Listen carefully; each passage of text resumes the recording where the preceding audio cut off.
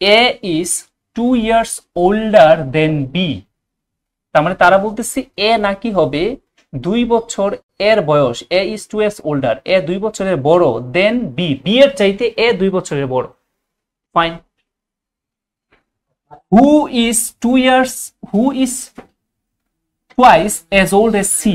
হু মানে কি? এখানে একটা গ্রামারের বিশাল ব্যবহার আছে। এই হু এর সাবজেক্টটা কে? হু এর ইন্টিসিডেন্ট, এখানে ইনসিডেন্ট কি? অ্যান্টিসিডেন্ট হচ্ছে এখানে বি। তার মানে তারা যেটা বলতেছে যে B is twice as old as C, তার মানে বি আবার নিজে সি এর কত গুণ? 2 গুণ। এখন বলতেছে যে ইফ, যদি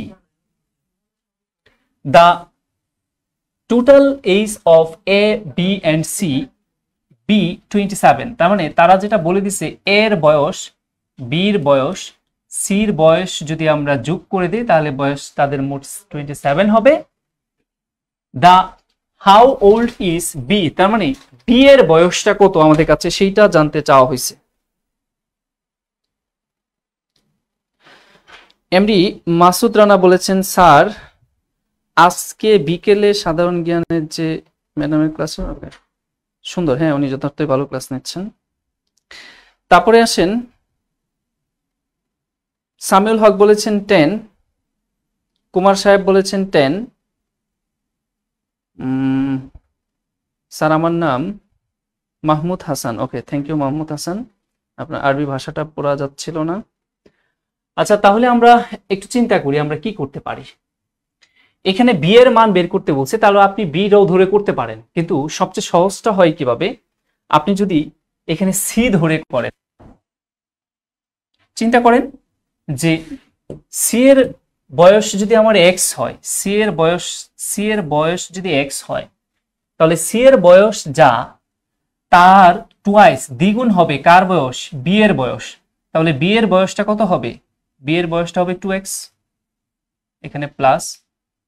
এখন তারপরে বলতেছে A is 2 years older than B, আবার এ নাকি বি এর চাইতে 2 বছরের বড়।